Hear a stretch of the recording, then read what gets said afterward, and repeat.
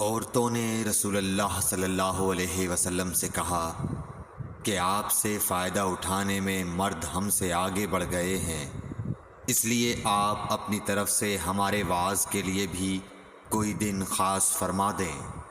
تو آپ صلی اللہ علیہ وسلم نے ان سے ایک دن کا وعدہ فرما لیا۔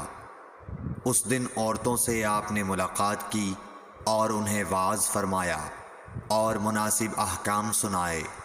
جو کچھ آپ صلی اللہ علیہ وسلم نے ان سے فرمایا تھا اس میں یہ بات بھی تھی کہ جو کوئی عورت تم میں سے اپنے 3 لڑکے آگے بھیج دے گی تو وہ اس کے لیے دوزخ سے پناہ بن جائیں گے۔ اس پر ایک عورت نے کہا اگر 2 بچے بھیج دے؟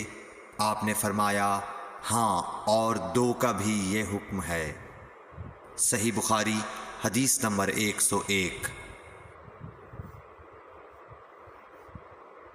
حضور اکرم صلی اللہ علیہ وآلہ وسلم نے فرمایا کہ ایسے 3 بچے جو ابھی بلوغت کو نہ پہنچے ہوں۔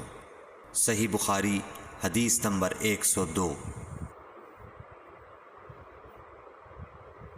نبی کریم صلی اللہ علیہ وسلم نے فرمایا کہ جس سے حساب لیا گیا اسے عذاب کیا جائے گا۔ حضرت عائشہ رضی اللہ تعالی عنہا فرماتی ہیں کہ یہ سن کر میں نے کہا کہ کیا اللہ نے یہ نہیں فرمایا کہ ان قریب اس سے آسان حساب لیا جائے گا؟ رسول اللہ صلی اللہ علیہ وسلم نے فرمایا کہ یہ صرف اللہ کے دربار میں پیشی کا ذکر ہے، لیکن جس کے حساب میں جانچ پڑتال کی گئی سمجھو وہ غارت ہو گیا۔ صحیح بخاری حدیث نمبر 103۔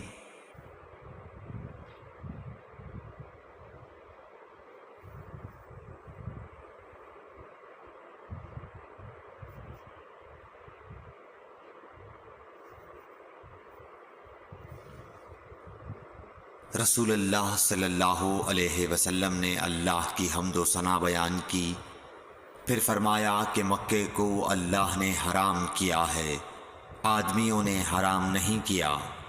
تو سن لو کہ کسی شخص کے لیے جو اللہ پر اور یوم آخرت پر ایمان رکھتا ہو جائز نہیں ہے کہ مکے میں خون ریزی کرے یا اس کا کوئی پیڑ کاٹے۔ پھر اگر کوئی اللہ کے رسول کے لڑنے کی وجہ سے اس کا جواز نکالے تو اس سے کہہ دو اللہ نے اپنے رسول کے لیے اجازت دی تھی، تمہارے لیے نہیں دی، اور مجھے بھی دن کے کچھ لمحوں کے لیے اجازت ملی تھی، آج اس کی حرمت لوٹ آئی جیسی کل تھی، اور حاضر غائب کو یہ بات پہنچا دے۔ صحیح بخاری حدیث نمبر 104۔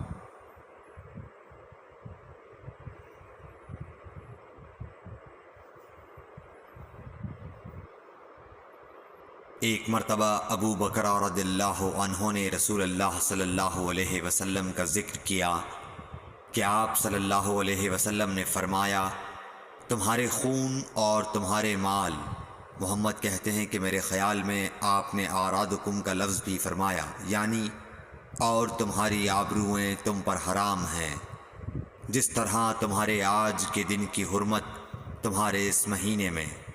سن لو یہ خبر حاضر غائب کو پہنچا دے۔ اور محمد راوی حدیث کہتے تھے کہ رسول اللہ صلی اللہ علیہ وسلم نے سچ فرمایا۔ پھر دوبارہ فرمایا کہ کیا میں نے اللہ کا یہ حکم تمہیں نہیں پہنچا دیا؟ صحیح بخاری حدیث نمبر 105۔